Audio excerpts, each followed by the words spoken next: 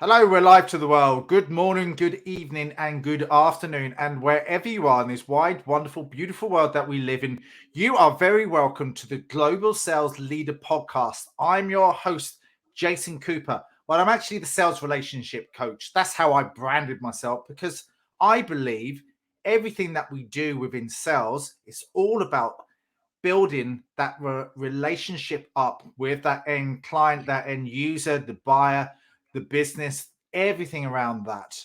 Everything starts with a call, a cold call, turn it into a warm call so you can actually commit and look after people because it is people.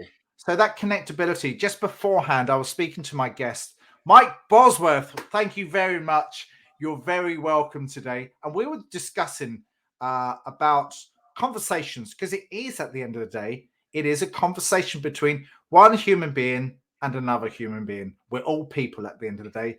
What happens with our minds, we get these little blockers with our heads and go, oh, these wonderful people, well, it's going to be this, that, and the other. But really, at the end of the day, we are just humans and we are connecting and that connectability. So you're very welcome, Mike.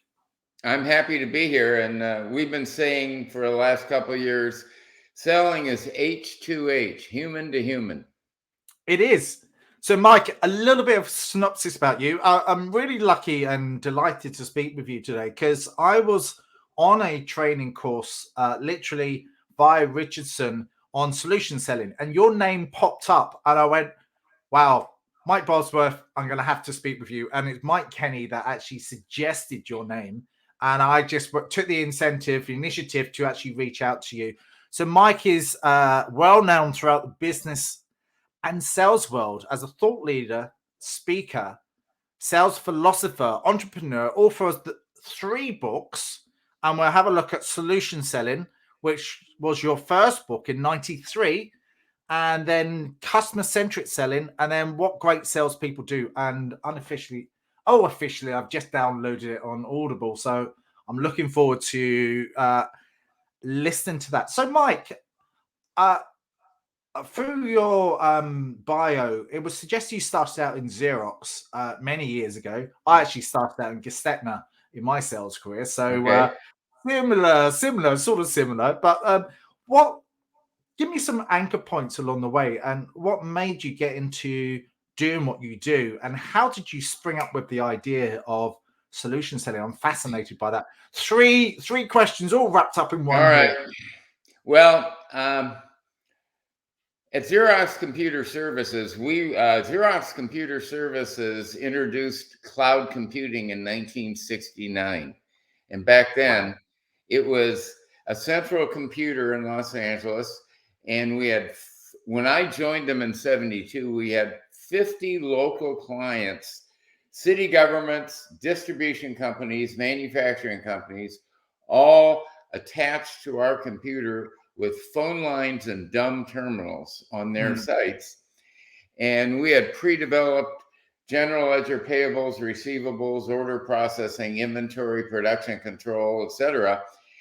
And in 1972, I got out of college after GI Bill, and I was almost 25 years old, and they had a job that was so shitty that they could only put a kid out of college on that job, and that was the help desk.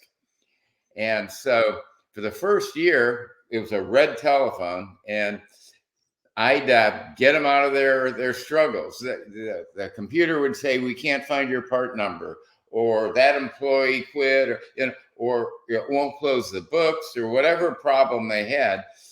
And then for the next year, I got to go out and meet the people I'd been helping over the phone. And sadly, most of them said when they met me, "I thought you were taller," but that's a whole nother thing.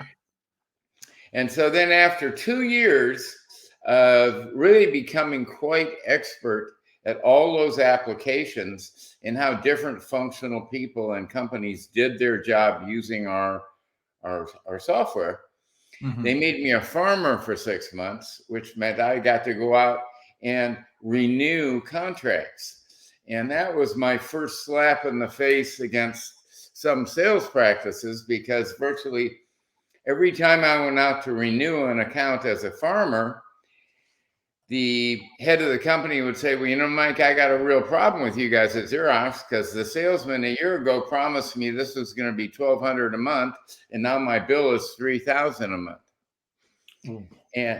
And so what I had to learn to do was go back into their books and say, yeah, but a year ago you had $8 million in inventory.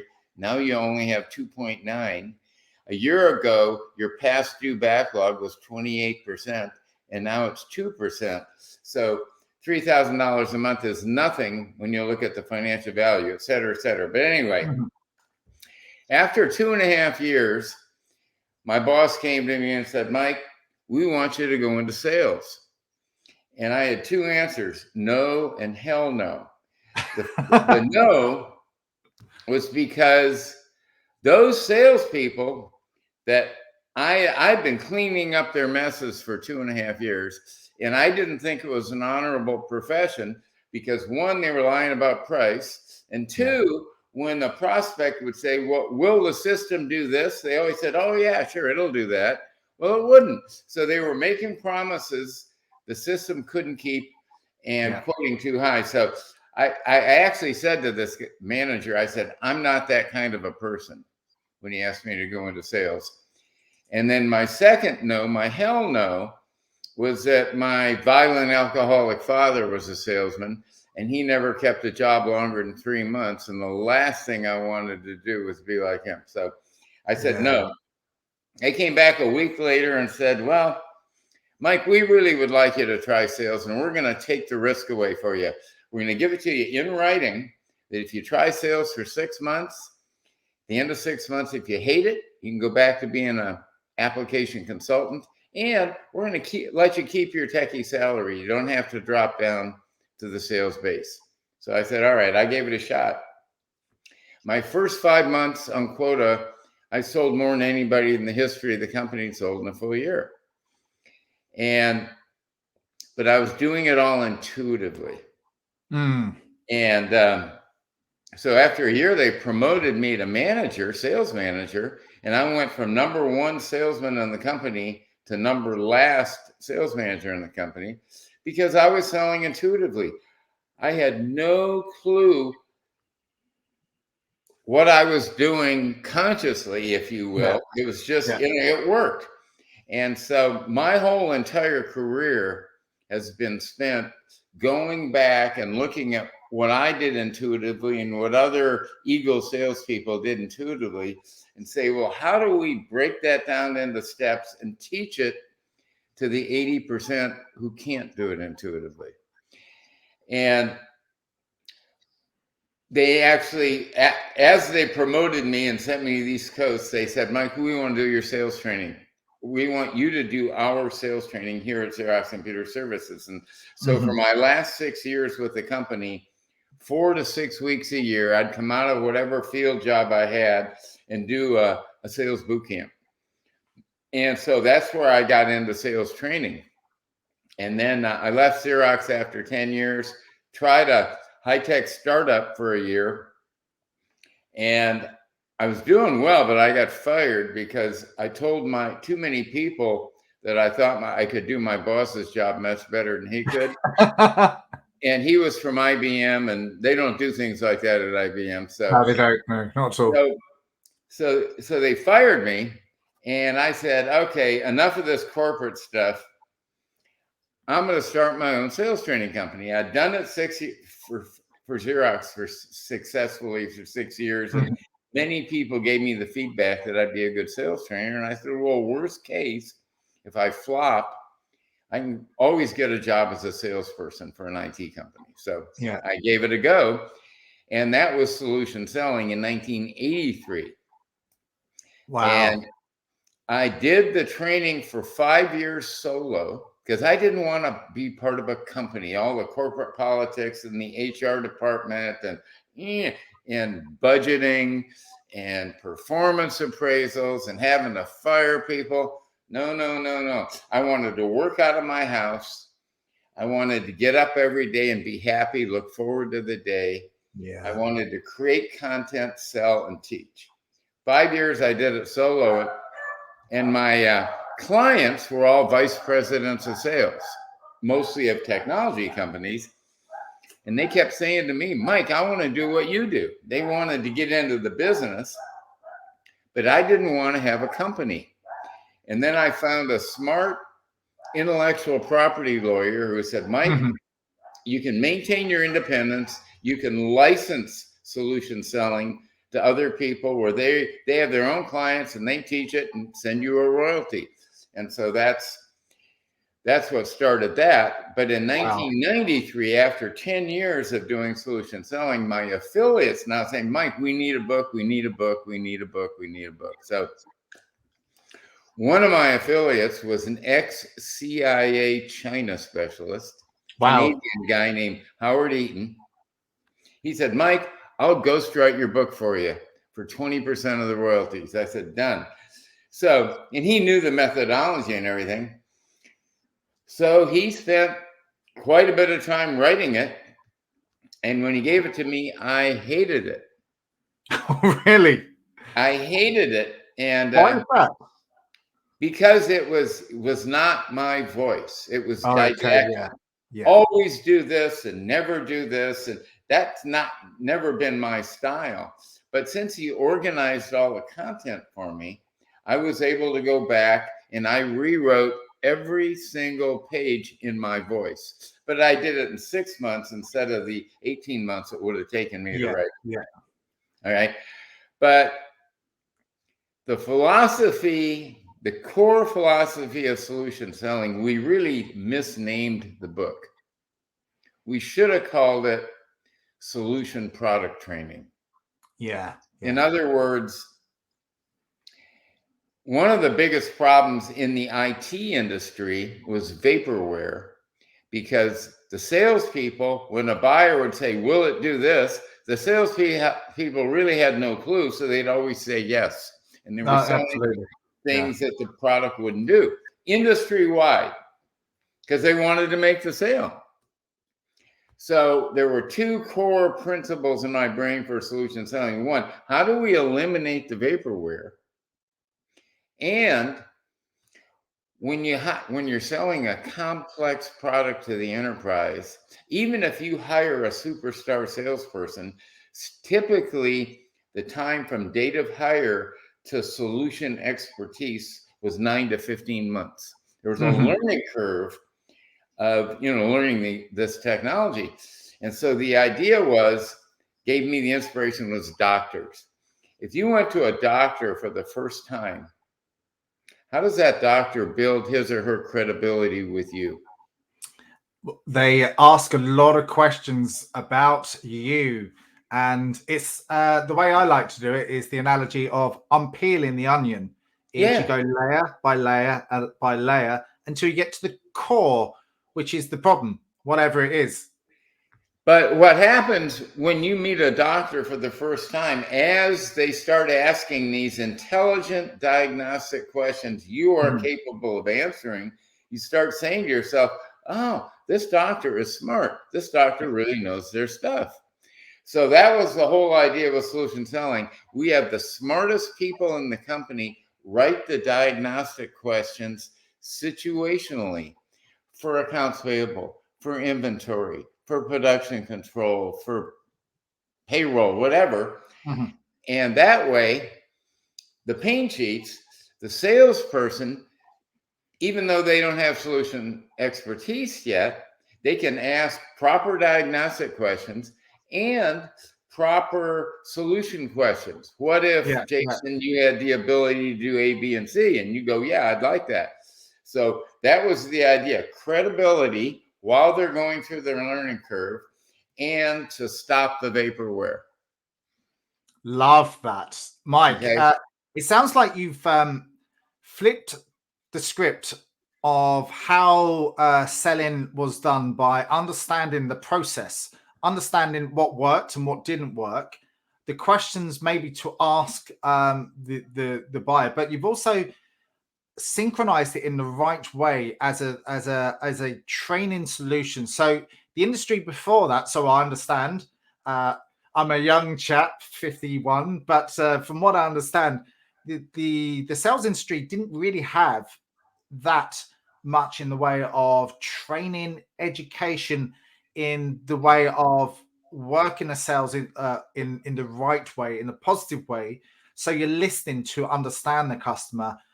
We can use the word empathy or whatever words, the buzzwords that are here today, but it's really to listen to understand and react and ask the right questions based on what the customer has said and is saying. Exactly. All right. So people started buying it. I made a lot of money with solution selling, and one of my affiliates trained 15,000 IBM salespeople in 1995. So I was getting lots of big, juicy royalty checks. But over the next 20 years, well, the 20 years from 83, 93, 2003, about those, or almost 20 years, almost every one of my vice president of sales clients would say to me after 6 months, they'd say, Mike, my Eagles, my top performers love solution selling because now they're not selling vaporware anymore. They've got that artificial intelligence to help them be smart.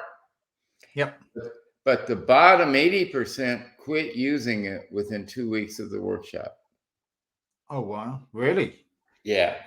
And that took me until 2008 to figure out why. The top 20%, they had that paint sheet, all those diagnostic questions. They stuck it in their pocket and they didn't take it out until they'd connected emotionally and had built trust.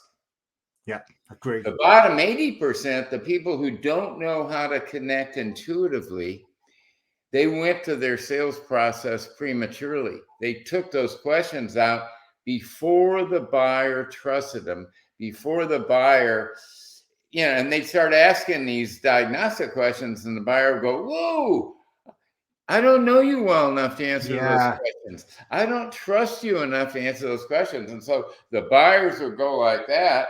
And after 2 weeks of that, the salespeople quit using it. Yeah. And that's why we wrote What Great Salespeople Do, because now we've codified, we've come up with a way for the bottom 80% salespeople, the ones who don't connect with strangers very easily.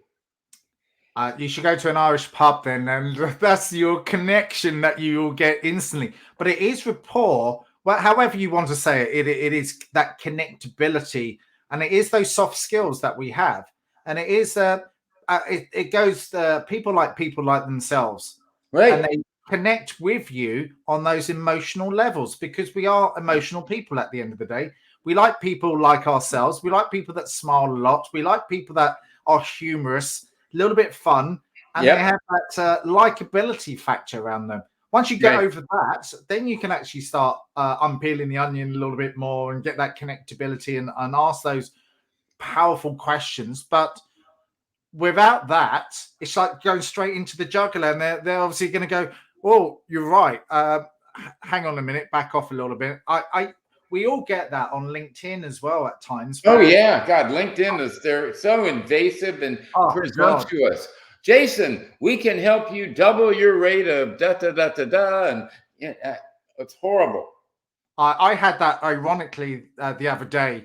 I connected with someone. Hey, how are you doing? I heard some wonderful things about you. I left it at that. He came back to me and said, I'm this, that, and the other. I'm a sales coach. I can help you in all areas of blah, blah, blah, blah, blah, blah, blah. I charge £290 per 90 minute. Want to buy? And I went, have you read my profile yet? And he didn't read my profile. He didn't understand me as a person. No relationship there. So I just went back. Presumptuous. Yeah. It was a little bit rude, and I just felt, hang on a minute, back off. People like that I almost want to delete because it doesn't help me and it doesn't help them. I always like to just say the reasons why I'm not going to connect with them or something like that.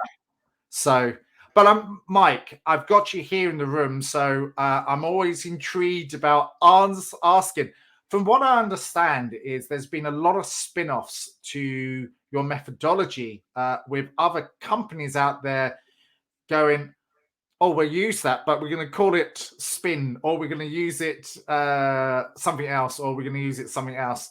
But I think that's the nature of the beast. Sometimes they read what you do and they go, well, we'll rewrite the laws, but really the Dale Carnegie process of influence and persuasion and all of that has just been re-engineered. You just went out with a formula which works. Right. Well, I want to take you back to when I told you that my first 5 months in sales, I sold more than anybody in the history of the company had sold. Well, it took me 20 years to codify what I was doing intuitively. So back then, when I got hired at Xerox Computer Services, there were a batch of new salespeople hired too. I was 25. They were all 35 to 40 ex-IBM, pros, and you couldn't graduate from product school until you could demo all 20 some applications. And so it was demo school is what it really was. So at the end of that demo school, I went to the help desk. They all went out selling. And so they'd go out and make a sales call and say, Jason, can I give you a demonstration of our general ledger system? All we taught them to do was offer a demo. Yeah.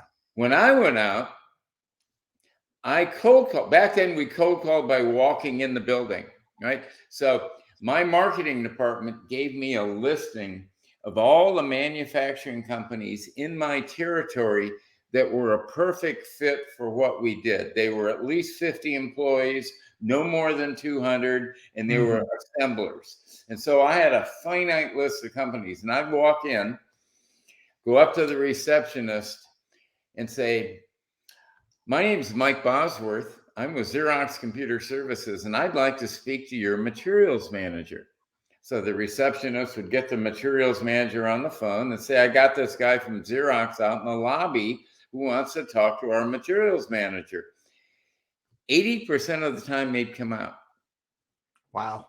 That's high. Now, why? Back then, if you think about it, if you were 50 years old, working in a manufacturing plant at an executive level, the only way you could learn about new, cool IT technology for the manufacturing industry was to see salespeople. That's right. Salespeople had that knowledge. There was no internet. They couldn't go research it. So there's a high curiosity factor, right?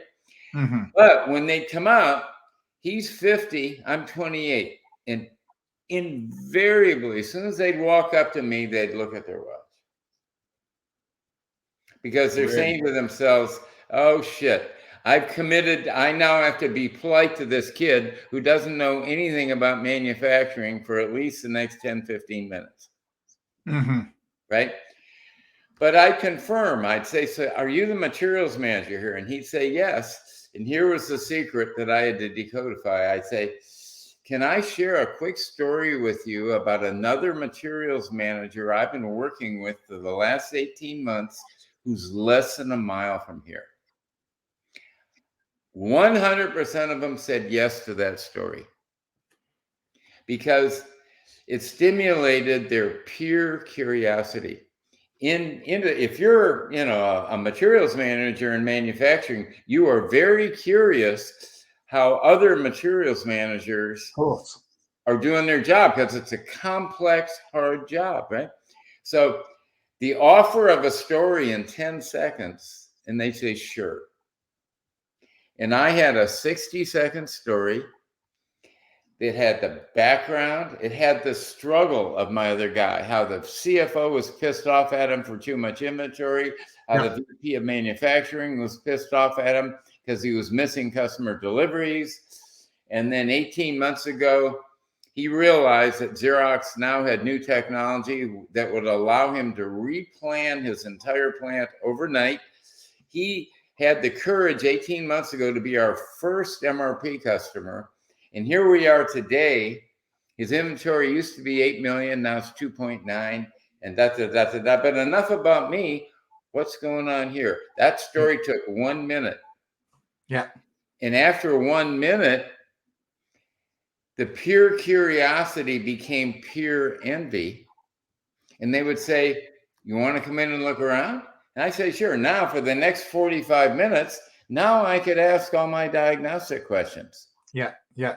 Because So you've actually just broken through, yeah, and his barriers have gone down because you resonated with him. And right. you've I had an article, I don't know if you've seen it, called Discovery Resistance. But yeah. that's the whole idea of a story, a pure story turns pure curiosity into pure envy in 1 minute. And now they'll open up and let you do the discovery. So I sure wish I could go back and retrain all those solution selling clients with how to use story to connect and build trust, because then they would have all been superstars. But Yeah. most of them, the bottom 80%, went to the discovery questions prematurely, and the buyers pushed back. I think stories are some of the best ways to engage with people. I wish I learned that when I first started out at Gestetner. And it was exactly like what you've suggested. It was product, product, product, product, product. And the sales trainer wasn't great. And then he just left us out into the square mile of London, which was my patch, going, off you go. And I went, rabbit in the headlights sort of thing. And I had to learn, and I had to get a mentor to help me along the way. But I think the subtle art of storytelling is just core. Some of us have a natural ability with it, and others are like myself. I have to work at it and have to have a structure behind that. The antagonist, the what actually happened, the story, the hero's story, and no, there's lots of different elements behind that. But fundamentally, it's there is a way of doing it, and the way I like to do it is of Star Wars, how the Dark Force and the Jedi Knights and the rebellion and the blowing up the Death Star and all of that sort of stuff. But you can restructure that into a business story based on the hero's journey, Joseph Campbell, right? Yeah, exactly that. And I think there's a lot to be said about that. And I think nowadays, I think there should be installed this within the process. Like I did the consultative selling course the other week, but I've also done other selling courses as well.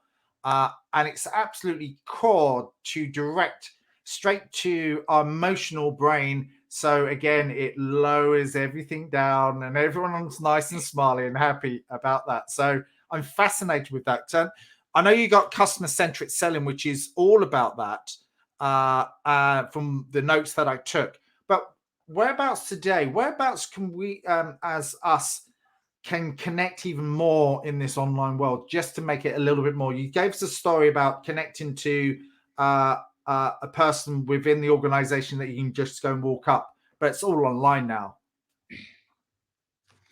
It is all online, but well, what we do now with our clients, we realize that the key to onboarding new salespeople is not to pound the 1,000 features of the product into their brain, but to find 2 or 3 high probability buyer personas out there that really use our product well, and go out and harvest those customer usage stories of how our customers are using our product to make money, to save money, achieve goals, solve problems, and then teach our new salespeople how to tell those pure curiosity stories in 60 seconds. That's the first step, right? So we drill them. And then at the end of 60 seconds, we teach them to say, enough about me, what's going on here? And then we teach them to use the same story model as a connective listening model. So once you start talking freely, if you're my suspect, now I've got my storyboard. I've got the green for the setting. I've got the white for the complication. I've got the blue for the solution. I've got the red card for the results. And I just start asking you questions. And when you share a nugget with me, oh, that goes in the struggle. Oh, That goes in the solution. And so the same model we teach them for telling stories, and this is the model in what great salespeople do. It's the whole story arc and everything and the components. It's also the real genius of it is using it as a connective listening tool, because the difference between active listening and connected listening is also getting the emotional aspects of the story. So active listening is just facts and figures and dates and stuff like that. But if I'm doing connective listening and you tell me, oh boy, my first 6 months in that job was tough, I say, what's tough? Tell me about tough. And I start peeling the onion, just like you say. It's really peeling the emotional onion. Yeah, it's that's not it. The facts. It's peeling the onion to get at the core emotions. And then we teach them to tell that story, and that typically takes 30 to 45 minutes. And then we teach them to play it back in 60 seconds. Jason, let me see if I've got your situation correctly. You've been here for 18 months, and you're struggling with this, and da da da da da da da. And at the end of it, I say, did I get you? And then when the buyer says, yes, you got me, now you are connected, there's trust, and it's a beautiful thing. Yeah, they completely understood the whole process. You understood them from their point of view, because really at the end of the day, it's not about you, it's about them. And the more you can focus in on them, the more you listen to understand, the more you can connect with them, the better that the person you are. Unluckily or unluckily enough, I have tinnitus, so I have to really listen in intently, because otherwise I'm going to miss a lot of things, because there's a lot of whistling going on. So like, it's a hindrance, but it's also a benefit for me, because I can have to listen really well. So Mike, the question conscious makes me conscious and aware. Yeah. I think that's an area that is the emotional intelligence now, which is another big thing that's going on around the world, and it's been thrown around, but really it's always been there. It's always been there. Yeah. It's how we connect with ourselves and how we understand ourselves, but also then we understand others better once we understand ourselves. You're actually ahead of the curve in that type of thing, which is now cliche, the buzzwords. But when you started out, it wasn't really a buzzword. It was just something that you did. Well, it was just something that the top 20% did. Yeah. The ones who are selling 80% of the business. The holy grail of sales productivity improvement for companies is to get the bottom 80% making quota. Yeah. The top 20% are great. They don't need our help. But the bottom 80%, there's a huge lift there if we can teach them to build trust and connection first before they take out their diagnostic questions. Yeah, that's the Pareto rule, isn't it? The original 80% of the people had the wealth, and the rest of them didn't. But where you're teaching is maybe the salespeople that are not hitting quota is more reactive. The ones that are hitting quota, it's proactive, because they're already hitting it. How can they hit more numbers? Right. Now, there's one more philosophical difference between what I do and what most people do as well. And that is, I've only maybe had to close twice in my life. The very best salespeople don't ever have to close because their buyer volunteers to buy. And what we are trying to teach salespeople to do is to facilitate the buying. Yeah. Forget about your sales cycle of first doing this and then doing a demo, and then, find their buy cycle. And the first step in a buy cycle is curiosity. Yeah. And that's why in 10 seconds, if you tried to tell a 60-second story to a stranger, they'd push you away. Yeah. If you just started telling the story, you've got to get permission to tell the story. And in 10 seconds, I said, oh, Jason, you're a podcaster. Can I share a quick story with you about another podcaster I know? You say yes. Now you've granted me 60 seconds of listening time. And if my story has emotion and it has an arc and it has a hero and it has a struggle and how hard it was before and now how great it is afterwards, that pure curiosity will grow to be pure envy. And the real proof to me as a seller that now I've converted a stranger, a suspect, to what I call a real prospect is when, as a result of that story, I say, enough about you, what's going on here? And he says, Mike, I've got the exact same problem. And now he admits to me that he's got the problem about the guy in the story I told him about. I've got that problem too. I mean, that's a huge victory if you're a salesperson that we call them public displays of trust. When the buyer shows you through the buy cycle that they trust you. And if they trust you, you don't ever have to close. Because they're already closing themselves. You're just facilitating and guiding them. You're like a tour guide of their buy cycle. Yeah. The key theme with that, the way that we imagine stuff in our mind, it's just quite incredible. So once we start to tell a compelling story, you're already jumped in there. You're actually seeing it as if you're there, and you're seeing the struggle, you're seeing the hero's journey, you're seeing everything else, but automatically you jumped into the future as well as the buyer. Already, as the buyer. Yeah. When you get the buyer visualizing how they could solve their problem if they had your product, we call that a buying vision. And when you get a nice, big, juicy buying vision, it's the emotional motivation to change.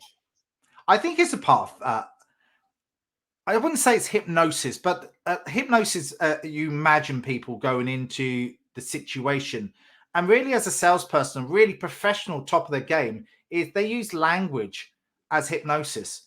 And they don't, as in stage hypnosis, not that, but they get the other person to think and imagine as if they already had it. And that's part of using your language correctly to get them to see it from their point of view, but also to understand it from different sides and different positions, so they can see it from maybe the marketing's perspective, maybe the IT perspective, or whatever the company and the situation actually is. I think that's clever, really clever. Well, that was another feature of solution selling, was trying to help your primary champion understand the other silos in his or her own company. If you have this problem, isn't that causing the late deliveries over here? Isn't that causing too much inventory over here? So customer-centric selling, just to save you some trouble, is solution selling light.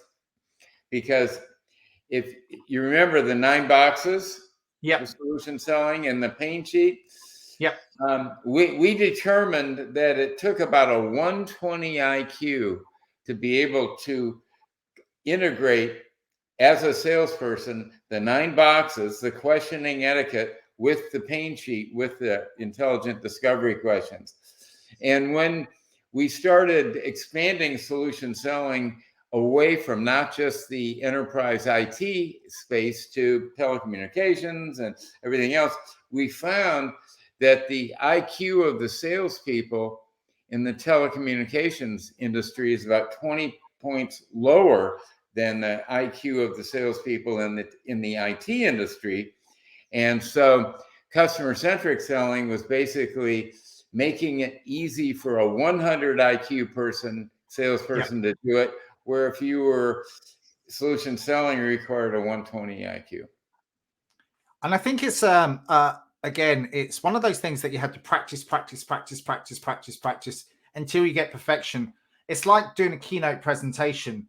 I interviewed Tom Ziegler, the son of Zig Ziglar, and he told me lots of stories about Zig would go up on stage, but as much as he's done it 1,000 times before, he would practice before he got up onto stage. And it is like us as sales professionals, is to practice until it's almost automatic. But we still, even before we meet the client, I know you know it, but why aren't you doing it is something that I actually suggested to me in a previous podcast.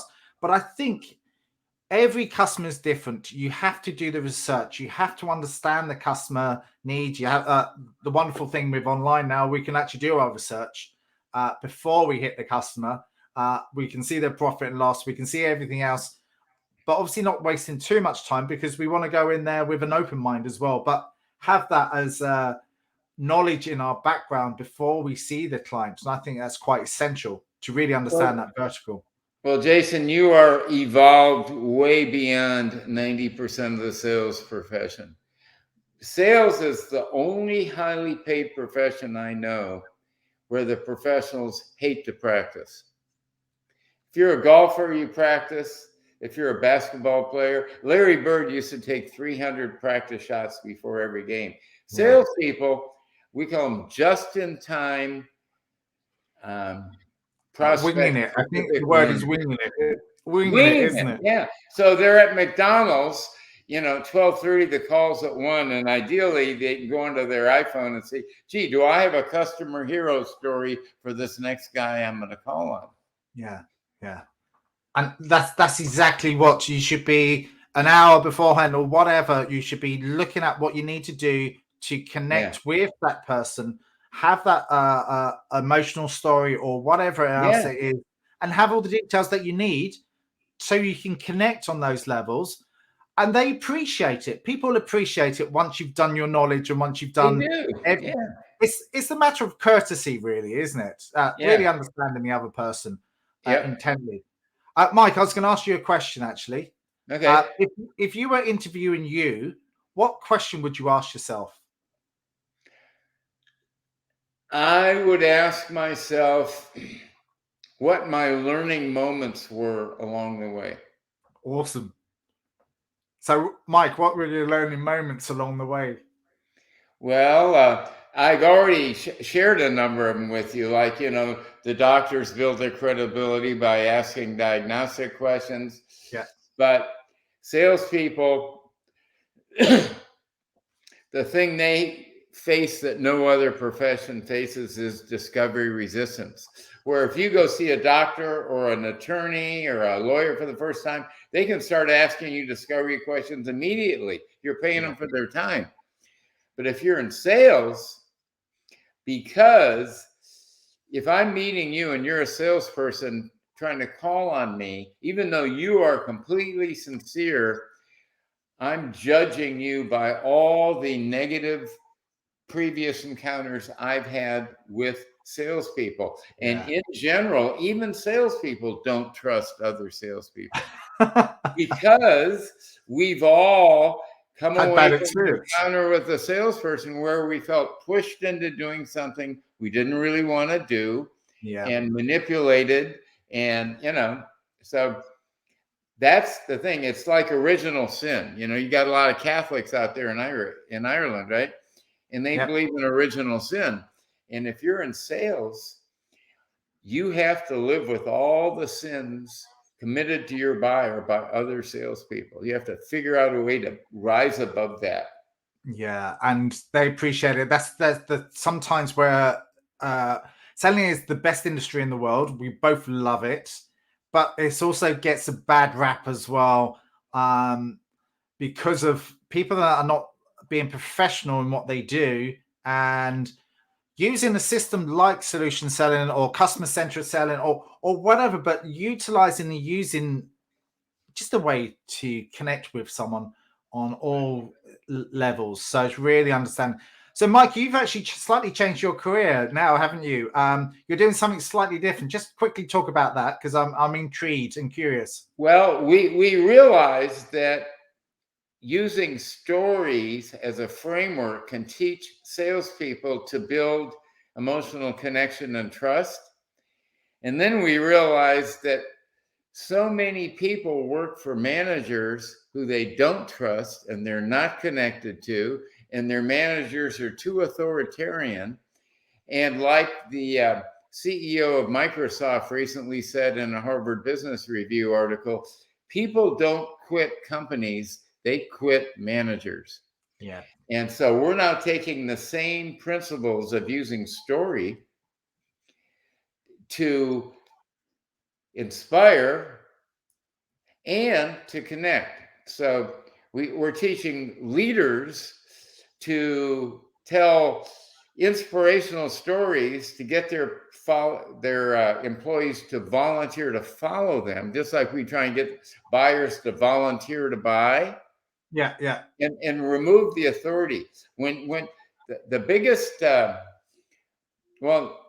Rackham said a long time ago, when you're selling, your expertise can become your enemy. And I say, if you're a leader, if you're a manager, your authority can become your enemy. Yeah. And we have such a military culture here where all these leaders went through West Point and Annapolis, and they just assume from their military paradigm, if I tell you to do something, Jason, you better well do it. Yeah. I'm your boss. And they don't know how to connect emotionally and build trust. And I think that's a big thing nowadays, especially from the leaders, is to build connectability within the organization. And I think whichever way that you package it up, we're selling to each other, whether it's internally to the internal stakeholders or externally. So it's still almost a similar process, because you have to connect with people on the emotional level. People will work for you if you give them enough reasons to work for you. And then it's down to the individual to really up their game with learning what they need to learn, and outside of it, so they can commit to excellence by understanding everything that they need to do, reading books, go to seminars, do everything else on their own time. But internally, they also need to be doing other things as well. Well, even good leaders that are apparently more successful than the average, they're usually either really good at storytelling or they're really good at listening, connected listening. And typically you don't find people who are good at both. And so what we're trying to, we try and help them understand their primary style. It's just like extroverts are better storytellers. Introverts are better listeners. My wife is a therapist. She's an introvert. She can peel you like an onion, right? But she's not a big storyteller. So what we're trying to do is help leaders build both skills, the inspirational storytelling skills and the connected listening skills. Yeah, that's one area that I have to work on. One area, I'm extrovert, and then some areas I'm introvert, but it's weighing it up and balancing it so they're both connected at the same time, so you can resonate with more people more of the time. Yep. Mike, how can people find out more about you? You have 3 books on Amazon that I've seen. Are you hiding any more out there? No, I'm just having fun now. I'm just doing leadership consulting and training, and excuse me, writing a few white papers a year, which you've seen some of them. I have seen it. You sending a couple through to me, so I really appreciate that. Yeah, and I'm on LinkedIn. The easiest way to find me is just find me on LinkedIn, like I did, and like you did. Yeah. And I've really enjoyed this. And look, after this, I'm still going to carry on connecting with you, because there's huge amounts that I can learn from you. I always like to reach out to people to learn. And this podcast is what I do, because I learn phenomenal amounts from leaders like you, experts in your field, because it helps me develop myself. Sure. But it also, the way I like to do it is just to feed it forward. So other professionals out there that if they get one thing out of this podcast that can accelerate their growth, I think we've both done our job really well. Absolutely. I thank you so much, Mike. It's been an absolute pleasure, and I'm delighted that we've actually got this organized. Yeah. So I appreciate that. It's been my pleasure as well, Jason. Nice meeting you.